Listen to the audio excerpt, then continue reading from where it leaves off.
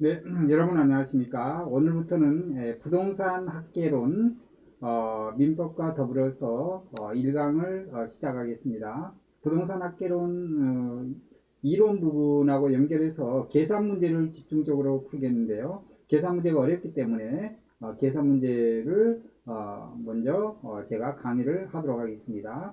이 계산 문제의 모든 이론적인 부분이 다 녹아 들어가기 때문에 이 계산 문제를 어떻게 잘 푸느냐, 이게 여러분의 성적을 올리는데 굉장히 도움이 될 것입니다. 자, 저는 공인중개사를 2주 만에, 아마 전국 최초일 건데요, 2주 만에 합격을 했습니다. 저는 2주맨입니다. 그런데 물론 누구나 도전하면 그렇게도 할 수 있겠지만 저는 법을 전공했고, 그래서 부동산 공인중개사 그 과목은 법 과목이 많기 때문에 제가 알고 있는 부분도 많이 있었습니다. 모르는 부분을 집중적으로 2주 만에 하루에 15시간 공부해서 합격을 한 겁니다. 여러분이 근데 저는 저의 어떤 독특한 방법을, 학습 방법을 적용했기 때문에 또한 합격했는데요. 여러분도 저의 방법을 잘 따라서 하면 좋은 결과가 나오는데요. 여러분의 기간을 단축할 수 있는 좋은 방법이 될 것입니다. 반드시 여러분은 구독, 좋아요를 해 주셔야 제가 앞으로 힘을 내서 모든 강의를 여러분에게 최대한 서비스할 수 있는 무료 강의를 제가 해드릴 수가 있는 것입니다. 꼭 구독, 좋아요 눌러주시기 바랍니다. 자, 2주면의 상쾌한 명강, 지금부터 계산 문제부터 시작을 하도록 하겠습니다. 자, 계산 문제 하기 전에 잠깐 이 부동산 학개론은 40문제인데요. 민법과 같이 40문제예요. 그러면 40문제에다가 민법 40 더하면 80문제입니다. 시험 시간은 1차 시간이 100분이 주어집니다. 그러면 한 문제당 1분씩을 계산을 해야 됩니다. 그러면 1분 계산하면 80분이 되겠죠. 80분하고 20분이 남습니다. 20분 남으면 이때 계산 문제를 한 7문제에서 10문제인데요. 계산 문제가 여기에 2분씩 곱하면 20분 정도가 됩니다. 그렇기 때문에 계산 문제를 마지막에 남겨놓고 풀어서 그걸 점수에 반영할 수 있도록 하는데, 이 계산 문제 10문제, 9문제 무시할 수가 없습니다. 굉장히 중요합니다. 그리고 계산 문제를 잘 하면 나머지 이론적인 문제도 같이 곁들여서 공부를 하게 되니까 좀 수월하게 할 수가 있습니다. 자, 그러면 나머지 문제도 1분 안에 풀 수 있는 훈련이 필요해요. 그래서 이건 공부는 학습 방법이 중요하고 단순 암기는 그렇게 중요한 건 아닙니다. 학습 방법을 적용하고 반복 학습을 해야 되는 것입니다. 저의 방법을 잘 따라 하시고 구독과 좋아요를 눌러서 계속 알림 신청을 해서 계속 제 강의를 듣고 3회 정도 반복하시면 여러분 좋은 결과가 나올 것입니다. 자, 그러면 먼저 11번을 풀어보도록 하겠습니다. 자, 확대를 해서 28회 문제입니다. 28회 11번입니다.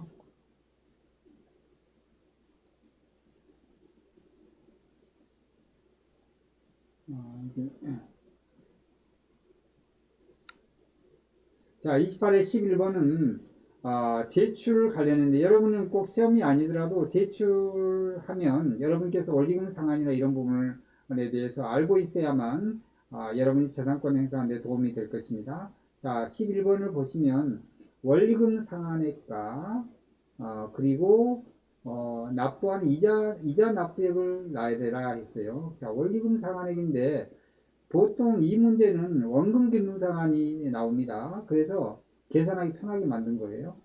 매년 동일하게 원금을 내고 이자는 원금 빼고 남는 금액에 대해서 이자를 내야 되는 것입니다. 그러면 9회차에 상환할 원리금 상환액은 원금 계산하면 원금은 5억 원에 대해서 대출금에 대해서 20년 상환하니까 20년을 나누면 되는 거예요.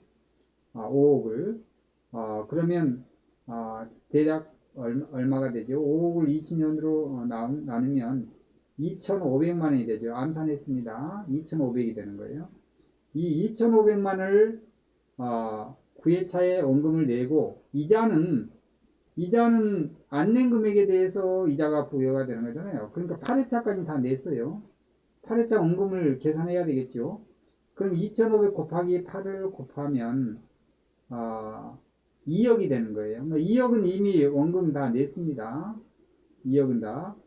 그럼 이자만 계산하는 거예요. 2억은 냈으니까 5억에서 2억을 빼면 3억에 대한 것만 남는 거예요. 3억에 대한 이자만 계산하면 돼요. 3억에 대한 이자는 연 5%니까 1,500만 원이 되겠죠. 5를 곱하면 1,500. 그럼 아까 원금이 2,500이니까 1,500을 더하면 4천만 원이 정답이에요. 자, 둘 중에 하나인데, 그럼 13회차 이자는 어떻게 계산하느냐? 이것은 12회차까지 계산을 원금 계산하고 남는 금액에 대해서 이자를 계산해야 돼요. 12회차를 계산하면 12 곱하기 아까 2,500만 원이었죠. 그러면 대략 계산을 암산해 보니까 3억이 되겠죠. 3억. 3억에 대해서 이자 연 5%를 하는 건, 3억에 대해서 하는 게 아니죠. 3억을 빼야 돼요. 왜냐면 3억 이미 다 낸 거니까. 5억에서 3억 빼면 2억이 남아요. 이자는 앞으로 안 낸 것에 대해서 이자를 내는 거잖아요. 그러니까 2억에 대해서 5% 잡으면 1,000만 원이 되는 거예요. 그래서 정답은 1번이 된다. 이해하셨죠? 자, 그 다음에 여기도 담보대출에 관련된 건데 DTI LTV가 있습니다. 자, DTI LTV인데 여기서 하나 알아야 될 건 DTI를 알아야 돼요. DTI가 중요한데요. DTI는 자기 소득분의 그 담보대출의 원리금 플러스 자기 신용대출의 이자예요.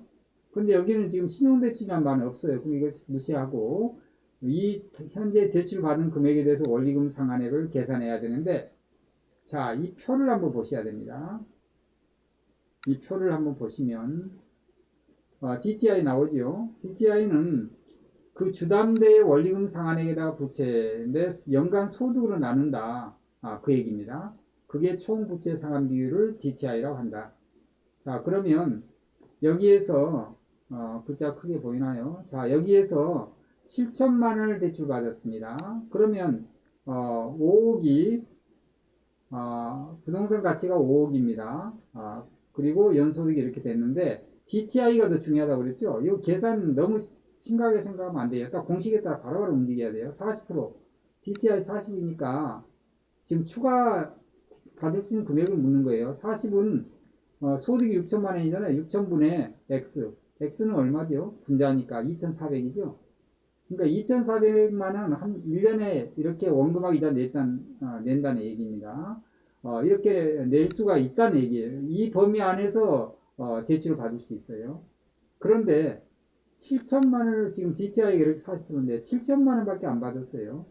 그러면 7천만 원에 대해서 1년의 원리금은 어떻게 계산하느냐. 여기 이제 보시면 원리금 상환 이게 굉장히 중요합니다. 원리금 상환액은 저당상수가 있는데 여기 저당상수가 있잖아요. 대출 가능 금액에다 저당상수를 곱하면 되는 거예요. 대출 가능 금액에다가 그 저당상수를 곱하면 그게 내가 원리금 상환을 해야 될 금액이다. 그 얘기거든요. 이 대출은 저당하고 관계 있죠. 저당권 설정해서 대출을 채권 보전하기 위해서 은행에서 이렇게 하는 거죠. 그 상수로 곱하는 거예요. 그러면 0.1을 대출 가능금액 7천만 원 곱하면 700만 원을 원리금 상환을 했다. 그동안에 그 얘기예요. 그런데 아까 DTI 40이니까 2,400만 원까지 상환해도 된다. 그 얘기거든요. 원리금을. 그러니까 많이 여력이 있는 거예요. 2,400에 700을 빼야 되겠죠. 1,700만 원만큼의 원리금 상환을 더 내도 된다는 얘기는 그만큼의 대출 금액을 더 많이 받을 수도 있다. 그 얘기예요. 많이 받으니까 원금 이자 많이 내겠죠. 그러면 이거 이 대출 원리금 상환액에서 대출 가능 금액을 계산하려면 이 공식인데요. 저당상수로 곱해서 원리금 상환액이 나왔으니까 여기는 지금 원리금 상환액이 나오고 저당상수 나왔잖아요. 그럼 이걸 구하려면 저당상수로 나누면 되는 거예요. 역으로. 그럼 0.1에서 나누면 되는 거죠. 1,700을 0.1로 나누면 1억 7천이 되는 거예요. 1억 7천만 원이 결국은 추가로 더 받을 수 있는 금액이다. DTI 공식을 기억하시고 이 공식을 적용해야 됩니다. 아시겠죠? 2번이 정답입니다.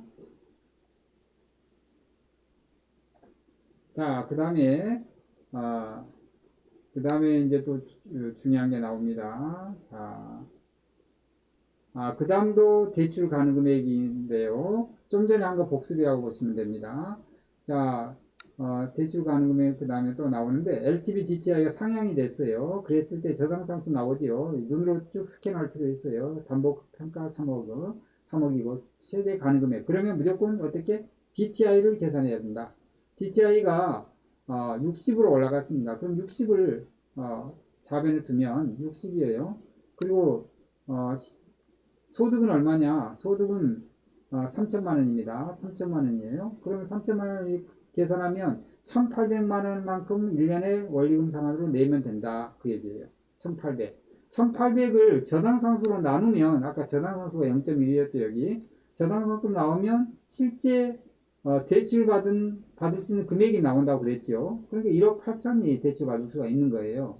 그런데 1억 5천을 기대출을 받았습니다. 그러니까 추가로 가능한 것은 여기서 빼면 되는 거예요. 그러면 3천만 원이 남지요. 정답은 3천만 원이 되는 겁니다. 어디 찾아보면 있겠죠. 여기 있습니다. 3천만 원 여기. 이게 정답이에요. 문제 핵심을 잡으면 쉽습니다. 핵심 못 잡으면 엄청 헤매고 어려울 겁니다. 핵심 잡으셔야 돼요. 예. 구독, 좋아요 누르시고요. 그래야 계속 강의가 계속 뜨면 여러분 계속 제 강의만 열심히 듣고 3번 정도 들으면 합격합니다. 자, 그 다음에 자, 이번에는 좀 다른 건데 세후현금수지예요. 좀 생소한 용어인데 세후현금수지. 근데 이것은 사업자면 종합소득세 신고할 때 저는 세무사한테 안 맡기고 제가 직접 그 홈택스에서 다 해봤습니다. 그렇기 때문에 이 개념을 알고 있는데요. 자, 세후현금수지 이것은 어떻게 되느냐? 이 공식을 한번 잠시 보시면 자, 이걸 보셔야 돼요. 세후현금수지는 여기 보면 가능총소득 있죠. 여기다 공실 빼고 쭉 유효소득에서 영업소득 부채 서비스에 빼고 해서 영업소득세 빼면 세후현금수지가 됩니다. 이 공식을 아셔야 됩니다. 자, 그러면 여기 지금 세후현금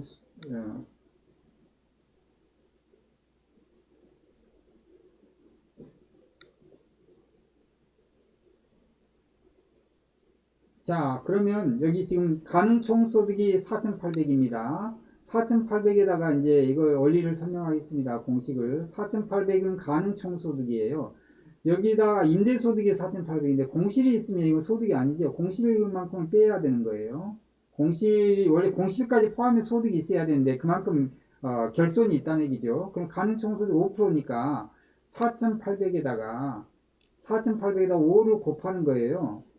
5를 곱해서 곱하면 얼마가 나오겠죠. 그 금액을 빼는 거예요. 공시를. 그 금액을 빼면 뭐가 되냐면 유효총소득이 됩니다. 유효총소득이. 자, 유효소득에서 경비를 빼면 우리가 세무서에 신고할 때 경비 빼지요. 경비 빼면 뭐가 되죠? 순영업소득이 되는 겁니다. 순영업소득. 순영업소득에서 순영업소득이 나오면 거기다가 은행 융자 대출로 인한 원리금 상환액을 빼야 되는 거예요. 원리금 상환액을 뭐라고 그러냐면 아까 말씀드린 부채 서비스액이라고 그랬죠. 그 다음에 이제 지불 예정에 지불을 하는 금액이니까 부채 서비스액인데 원리금 상환을 빼는데 중요한 건 이겁니다. 원금하고 이자를 같이 더해야 돼. 원리금 상환액이니까 이 1,000만 원을 빼야 됩니다. 여기서 1,000만 원 빼면 세전 현금 수지가 되는 거예요. 세전입니다.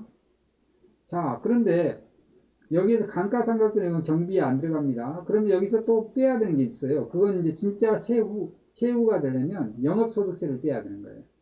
영업소득세. 자, 영업소득세가 20%잖아요. 그런데 영업소득세 구하는 이 공식이 중요한 겁니다. 영업소득세는 뭐 더하기 뭐냐? 이것은 순영업소득에다가 대체충당비가 있으면 더하는 거고 없으면 그냥 안 더해요. 거기에다가 뭘 빼냐? 감가상각비 빼고 그 다음에 이자를 빼는 거예요. 이자. 이게 중요해요. 이자. 원금이자가 아니라 이자만 빼는 거예요. 그때는 영업소득세 계산할 때 순영업소득에다가 이자 빼고 감가상각비 빼면 그 금액이 영업소득 금액이 되는데 거기다가 가표 금액이 되는데 거기다 20%를 곱하면 영업소득세율이 되는 거예요. 그렇게 해서 그 금액을 20% 곱한 걸 빼면 세후 현금수지가 된다. 이건 여러분이 각자 계산을 해보시면 되는데 이렇게 계산을 했더니 2656만원 나온 것 같습니다. 이게 아마 정답일 겁니다. 자, 그렇게 이해를 하시면 돼요. 그 다음에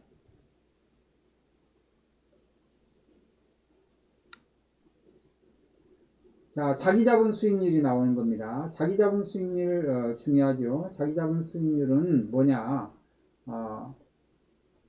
여기 나온 것처럼 자기자본 수익률은 자기 자본에서 세전 현금 수지를 계산한 거예요. 즉 무슨 얘기냐면 자기가 1억을 투자했다 하면 1억에서 내가 실질적으로 소득이 수익이 한 몇 프로 정도 되느냐 그 얘기인데 1억에서 만약에 1000만 원의 수익이 있었다 그러면 10%의 수익률을 거둔 거예요.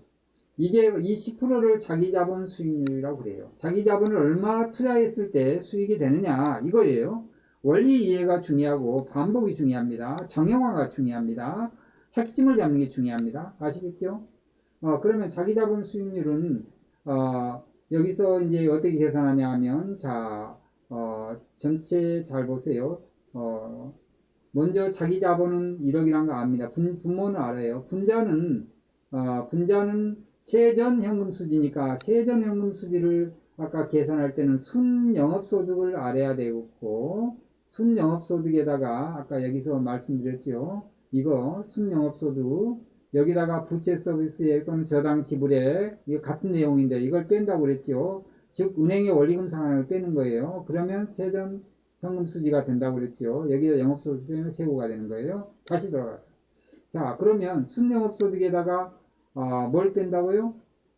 은행 대출로 인한 원리금 상환할 금액인데 여기서는 이게 잘 읽어보세요. 만료시 이자 지급 원금은 일시상환이다. 1년 계약하고 그러니까 원금은 안 내는 거 1년 동안 원금은 안 깨져요. 이자만 내면 돼요. 왜냐면 이 원금은 일시상환이니까 1년 지나서 그때 이제 한 번에 다 내는 거예요. 그러니까 실제적으로 들어간 것은 순영업소득에 이자만 빼면 돼. 이자는 대출금의 몇 프로? 6%.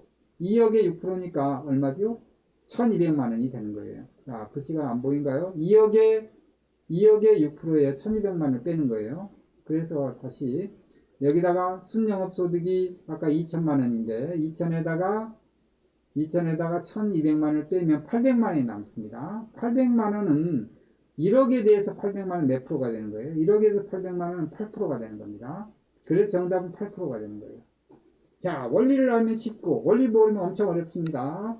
제 강의 잘 들으면 합격할 수 있습니다. 여러분 구독, 좋아요 꼭 눌러주시고 주변에 잘 많이 알려주시기 바랍니다. 자, 오늘 첫 부동산 학교 강의했는데 여러분 경청하느라 수고 많았습니다. 구독, 좋아요, 알림 부탁합니다. 감사합니다.